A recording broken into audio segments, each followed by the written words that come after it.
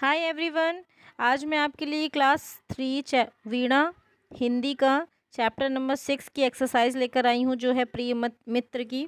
तो यहाँ पर देखिए, मैंने रूपम कुछ प्रश्न उत्तर हैं, पहले वो देख लेते हैं। और अगर आप मेरे चैनल में नए हैं तो please like subscribe and share. Please subscribe करिए, आप ही में से एक मैं भी हूँ, और मेरे चैनल को सपोर्ट करिए। Thank you. रूपम ने किसे पत्र लिखा और उसमें क्या लिखा है? तो देखिए, यहाँ मैंने आंसर्स लिखे हुए हैं, आप चाहो तो स्क्रीनशॉट ले सकते हो। रूपम ने यह पत्र अपने मित्र अभिषेक को लिखा था और उसने गुवाहाटी अपने नाना नानी के घर के बारे में और गुवाहाटी के बारे में बताया था। ठीक है। फिर नेक्स्ट है, पत्र के अनुसार रूपम अपनी गर्मी की छुट्टियां बिताने कहाँ गया हुआ है?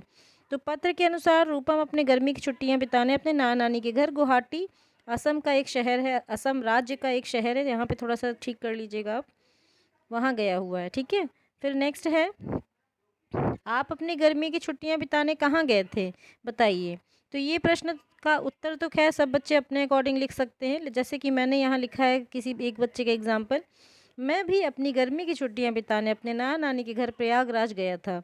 अगर आप इस प्रश्न में और भी ज़्यादा बढ़ाना चाहते हैं तो आप ये कह सकते हैं कि आप वहाँ पर क्या क्या घूमा या उस शहर की खासियत क्या है। तो इसमें हम और भी चीज़ें ऐड कर सकते हैं। ये प्रश्न आप अपने अकॉर्डिंग अपनी क्लास में लिखवा सकते हैं, या फिर बच्चों के ऊपर छोड़ सकते हैं, या फिर इस पर एक पैराग्राफ भी लिखवा सकते हैं। ठीक है। फिर नेक्स्ट है, शारीरिक श्रम के बारे में रूपम की नानी जी ने उसे क्या सलाह दी? तो रूपम की नानी जी ने क्या सलाह दी थी इस पाठ में, जैसे कि मैंने बताया था कि ऑलरेडी चैप्टर में है। रूपम की नानी ने कहा कि पढ़ाई के साथ साथ शारीरिक श्रम भी बहुत ज़रूरी है, इससे हमारा शरीर और मन दोनों स्वस्थ रहते हैं। ठीक है। और कठिन शब्द के लिए मैंने आपको बता ही दिया था बढ़ाते बढ़ाते। फिर है बातचीत के लिए, रूपम ने किसे पत्र लिखा और उसमें क्या लिखा है? तो देखिए, इसका भी उत्तर ऐसे है। इस पाठ में हमें गुवाहाटी के बारे में, सॉरी, रूपम ने किसे पत्र लिखा ये तो हमने कर लिया। अब है, इस पत्र से गुवाहाटी नगर के बारे में आपको क्या क्या जानकारी मिली? तो देखिए, जैसे कि इस पाठ से हमें बहुत सारी जानकारी मिली। इस पत्र में हमें गुवाहाटी के बारे में यह पता चला कि भारत के नॉर्थ ईस्ट रीजन में असम राज्य का एक शहर है ये। यहाँ सबसे बड़ी भारत की नदी ब्रह्मपुत्र बहती है। यहाँ इस नदी पर एक द्वीप माजुल भी स्थित है। और गुवाहाटी में ही एक बहुत ही प्रख्यात देवी मंदिर, जो कि कामाख्या देवी मंदिर है, वो नीलांचल पर्वत पर स्थित है। तो इस तरह से ये उत्तर हो जाता है। फिर है, शारीरिक श्रम क्यों आवश्यक है? क्या आप प्रतिदिन कोई शारीरिक श्रम करते हैं? तो हाँ, हम सभी करते हैं मेरे ख्याल से। आजकल योगा एक्सरसाइज हर कोई करता है। बच्चे हैं तो बच्चे खेल कूद करते हैं। तो शारीरिक श्रम बहुत ज़रूरी है, इससे हमारा शरीर और मन दोनों स्वस्थ रहते हैं। यह बहुत ही आवश्यक है। खेलना कूदना बच्चों के लिए बहुत ज़रूरी है। हाँ, हम रोज़ कोई ना कोई शारीरिक श्रम ज़रूर करते हैं, जैसे cricket, badminton, football, kabaddi, kho kho, तरण ताल में भी जाते हैं। यहाँ खो खो नहीं है, ये खो खो है, प्लीज़ ठीक कर लीजिएगा। फिर है, पाठ के अनुसार रूपम और अभिषेक को पिट्ठू, क्रिकेट, फुटबॉल आदि खेलते हैं, खो खो खेलते हैं। ठीक है। इस पाठ में ये दोनों बच्चे क्या खेलते थे तो वो हमने बताया। आपको कौन कौन से खेल पसंद है, सूची बनाइए और लिखिए। तो जैसे यहाँ मैंने बनाया हुआ है, मुझे बहुत से खेल खेलना पसंद है, जैसे cricket, football, badminton, kho kho, kabaddi, race, swimming, शतरंज। तो आप में से इनमें से जो गेम पसंद है वो लिख सकते हैं, या फिर चेंज भी कर सकते हैं। ठीक है। तो अब आते हैं भाषा की बात। भाषा की बात का मतलब क्या होता है, यानी व्याकरण। ठीक है। तो आपने जो पत्र पढ़ा उसमें कुछ खेलों के नाम आए हैं। आप और भी अन्य खेलों के नाम जानते हैं, उन्हें खेलते भी होंगे। तो नीचे जो ये तालिका दी गई है इसमें ढूंढना है। ठीक है। चलिए तो ढूंढते हैं। पहला क्या दिख रहा है आपको इस लाइन में? इसमें तो मुझे कुछ नहीं दिख रहा है। यहाँ पर एक दिखा फुटबॉल, क्रिकेट ऑली दिया है, वॉलीबॉल, फिर खो खो, फिर पिट्ठू, फिर है यहाँ पर गिल्ली डंडा, हॉकी,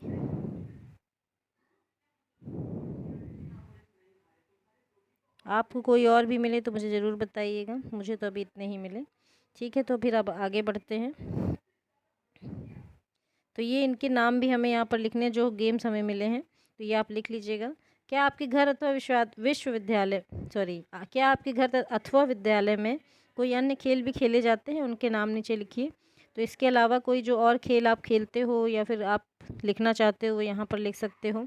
जैसे कि हम लिख सकते हैं शतरंज, ठीक है। और आप क्या लिख सकते हो, बैडमिंटन।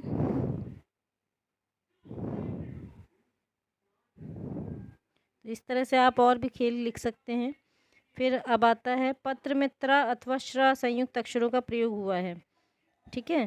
त्रा संयुक्त अक्षर ता और रा के मेल से बनता है, श्र शा और रा के मेल से बनता है, ठीक है। तो शब्दों को ढूंढकर हमें बताना है। तो त्रा के तो शब्द हमें कहानी इस स्टोरी में मिले हैं, जैसे मित्र, सत्र, शास्त्रीय, क्षत्रिय और ब्रह्मपुत्र। लेकिन श्रा से मुझे एक भी शब्द नहीं मिला। मुझे लगता है इस बुक में एरर है, जिसमें कि हमें श्रा की जगह प्रा करना चाहिए, और प्रा से हमें कुछ शब्द मिले हैं जैसे प्रिय, प्रसिद्ध, प्रदेश, ठीक है। और आपको जो भी और मिलते हैं तो प्लीज़ कमेंट में ज़रूर बताइएगा। आइए शब्द लड़ी बनाएं। शब्द लड़ी का मतलब क्या होता है कि जैसे एक अक्षर, एक वर्ड है, उसके आखिरी अक्षर से हमें नेक्स्ट वर्ड बताना होता है। तो ये हम बच्चों से एक एक्टिविटी करा सकते हैं इस लड़ी को पूरा करने के लिए। जैसे कि रस्सी, रस्सी में सा आया तो सा से हम सिर लिख सकते हैं। फिर रा आया तो रा से हम क्या लिख सकते हैं बताइए, राख। खास खा आया तो खा से खरगोश। इस तरह से इस लड़ी को और भी आगे हम बढ़ाते जा सकते हैं। शाया, शाया तो शाह से हम लिख सकते हैं शॉल। तो इसी तरह से आप और भी शब्द बढ़ाइए और इस क्लास में ये एक्टिविटी ज़रूर कराइए। बच्चे बहुत ही एक्टिव होकर इसमें पार्टिसिपेट करते हैं। पत्र में आए निम्नलिखित शब्दों में से नाम वाले शब्द संज्ञा ढूंढकर अपनी पसंद का रंग भरिए। तो इसमें सब संज्ञा शब्द कौन सा है? उदाहरण के लिए नगर, पर्वत, रूपम आदि हैं। तो देखिए यहाँ पर ये संज्ञा शब्द हैं, ये संज्ञा शब्द है, ये सर्वनाम है और ये विशेषण है, ठीक है। फिर इसी तरह ये भी संज्ञा है, ये एक्शन वर्ड है यानी कि क्रिया, ये संज्ञा है, ठीक है। तो इसमें आप अपने मनपसंद रंग भर सकते हो बच्चों। और फिर खेलना, खेलना क्या है? ये भी क्रिया है। पिट्ठू खेल का नाम है तो ये संज्ञा है। गुवाहाटी जगह का नाम है तो ये भी संज्ञा है। हम किसी संज्ञा के नाम के बदले लिखते हैं तो ये सर्वनाम है, ठीक है। क्या है? सर्वनाम। तो इस तरह से जो भी संज्ञा शब्द हैं हम वहाँ पर सिर्फ रंग भरेंगे, ओके। चलिए आगे बढ़िए बच्चों, थोड़ा और जानते हैं। बच्चों के भारत के पूर्वोत्तर क्षेत्र में 8 प्रदेश हैं। कितने हैं? 8, ठीक। 8 यानी 8। ये अपनी प्राकृतिक सुंदरता और विविध परंपराओं हेतु प्रसिद्ध हैं। ये 8 प्रदेश कौन से हैं उनके बारे में जानते हैं। और आपको मैप में भी देखना है कि ये कौन कौन से स्टेट कैसे सिचुएटेड है हमारे नॉर्थ ईस्ट रीजन के मैप में, ठीक है। तो कौन कौन से पहले हम नाम जानते हैं। तो हमने सबसे पहले असम के बारे में पढ़ा, जिसकी राजधानी है गुवाहाटी, जो कि इस पाठ में बताया गया है। फिर है मेघालय, मणिपुर, सिक्किम, मिज़ोरम, अरुणाचल प्रदेश, नागालैंड और त्रिपुरा, ठीक है। तो ये 8 राज्य हैं। तो आपको एक एक्टिविटी दे रही हूँ मैं कि इसमें आपको इन राज्यों के नाम लिखने हैं एक कॉलम में, फिर उनकी राजधानी लिखनी है, फिर वहाँ की कौन सी एक चीज़ फेमस है। जैसे कि मणिपुर में एक आपको तैरता हुआ आइलैंड मिलेगा, ठीक है। कौन सा आइलैंड मिलेगा? तैरता हुआ आइलैंड, तो उसके बारे में लिखिएगा। सिक्किम के बारे में लिखिएगा, नागालैंड, त्रिपुरा, अरुणाचल प्रदेश, मिजोरम। तो हर राज्य की एक एक जो फेमस चीज़ है वो ज़रूर लिखिएगा। मुझे कमेंट में ज़रूर बताइए। ये आपके लिए एक्टिविटी और ये आप क्लास में भी अपने दे सकते हैं एज ए टीचर। और आप लोग बच्चों ज़रूर करिए, बहुत इंटरेस्टिंग लगेगा आपको। इस पत्र में आपने गुवाहाटी स्थित 2 मंदिरों के बारे में पढ़ा था। कौन कौन से? एक था उमानंद और दूसरा था कामाख्या देवी मंदिर। क्या आपके राज्य में कुछ प्रमुख धार्मिक स्थल हैं? ऐसे स्थानों के बारे में अपने घर के सदस्यों से जानकारी प्राप्त कीजिए और कक्षा में सबको बताइए। आप बताइए आपके घर के आसपास या आपके शहर में कौन सा ऐसा स्पेशल मंदिर है या कौन सी ऐसी स्पेशल जगह है जहाँ पर सब लोग पूजा करने जाते हैं, ठीक है, जो धर्म से जुड़ी हुई है। फिर इसी तरह और आगे बढ़ते हैं। तो इस यूनिट पर हम क्या करेंगे कि बहुत सारे गाने जो हमने बचपन में गाए हैं, जैसे कि आपकी छोटी किताबों में दिए थे 80 90 पूरे 100 100 में लगा धागा, चोर निकल कर भागा, इस तरह के गाने। पोशंपा भाई पोशंपा, ये वाला सॉन्ग हो सकता है। लकड़ी की काठी काठी पर घोड़ा, और भी छोटी क्लास में जो आपने एलकेजी यूकेजी में जो कविताएं पढ़ी हैं उनको आप यहाँ लिख सकते हैं। बस कुछ नहीं, एक तुकबंदी वाले गाने लिखने हैं, ठीक है। तो अब देखिए लेटर क्या होते हैं। तो आपको लेटर के बारे में बताया गया है। अब तो मेल चलने लगे हैं। तो पहले लोग चिट्ठियाँ इस तरह के पत्र में लिखते थे। ये चिट्ठियाँ लिखने का एक पत्र है। यहाँ पे एड्रेस होता था। यहाँ पर जिसको भेजना है, जहाँ भेजना है उसका एड्रेस, और जो नीचे कॉलम दिया है जिसने भेजा है उसका एड्रेस। अब ये दोनों क्यों लिखते थे? बाई चांस अगर यहाँ पर नहीं जाता तो वापस ये इसी एड्रेस पे आ जाए जहाँ से लेटर लिखा गया है, ठीक है। तो देखिए क्या क्या चीज़ें हमें लिखनी होती थी। एक टिकट लगाना होता था, ठीक है।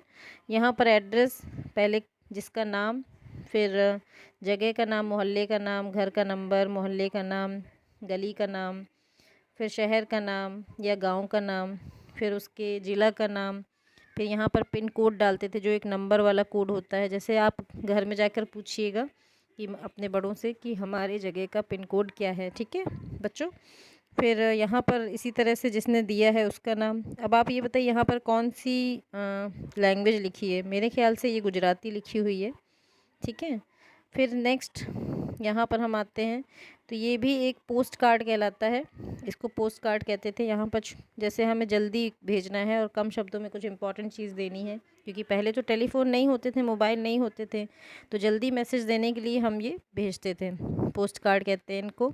ये कुछ टिकट्स हैं। आपके घर में कुछ लोग होंगे जो टिकट कलेक्ट करते होंगे, तो आप भी देखिए इनमें से बहुत सारे टिकट्स देखिएगा अलग अलग, और कलेक्ट करके अपनी कॉपी में ज़रूर ऐड करिएगा, चिपकाइएगा। तो ये एक्टिविटी हो गई, डाक टिकट कहते हैं। एक लिफाफा बना सकते हैं आप। लिफाफा कैसे बनाते हैं ये आप देख लीजिएगा।